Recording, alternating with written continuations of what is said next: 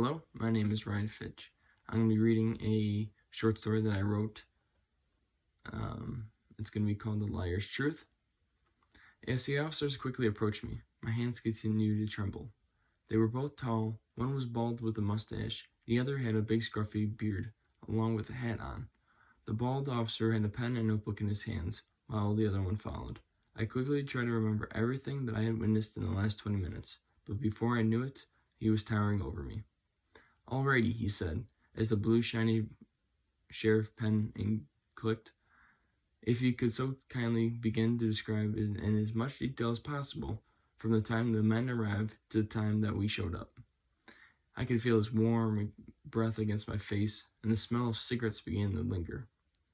"Well, I was standing behind the register restocking some of the shelves, since we had just closed for the night. Suddenly, I hear this loud engine getting louder in the distance. As I turn my head out the window, I see the same car quickly approaching. And it practically jumped the curb as it came to a screeching stop in front of the pump number 3. I began to walk to the door. The officer quickly cut me off. "Do you have a description of the vehicle?" he said. It looked like a black Range Rover with dark window tint.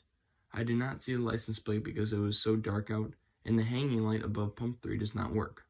The officer began to vigorously write down in his notebook. I turn to face the pump 3, and the car is no longer in sight. My heart begins to race. As I was saying, I walked to the door and unlocked it.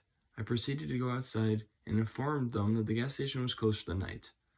Also, I got about a foot away from the vehicle. Then all 4 doors swung out simultaneously.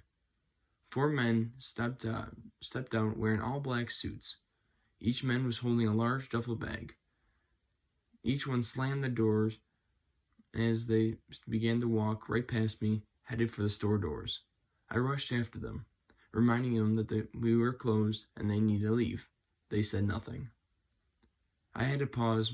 My head was pounding, like it was a different heartbeat. As I continued, I could feel the sweat dripping down my body. I followed them as they walked in the back office room with all the duffel bags. They walked in front of the bookcase and just stopped. All 4 of the men were standing in front of the bookcase when one of them said in a deep Italian accent, "What about him? He'll tell everyone."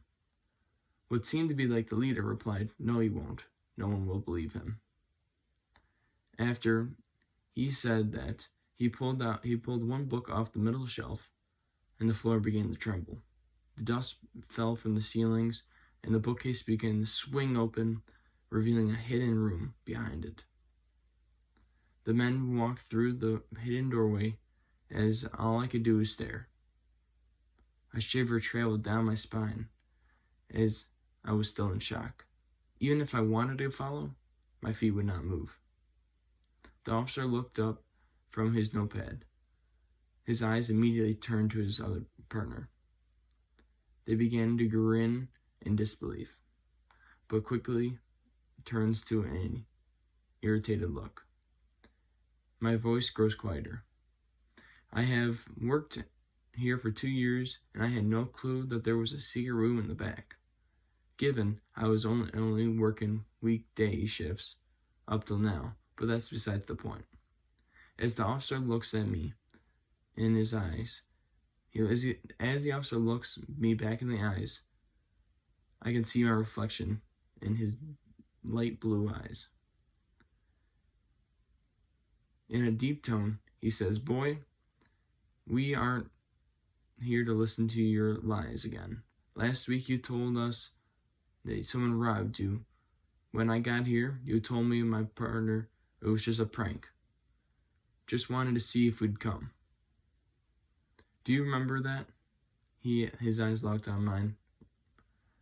I could still hear his frustration in his voice. "Yes, I do.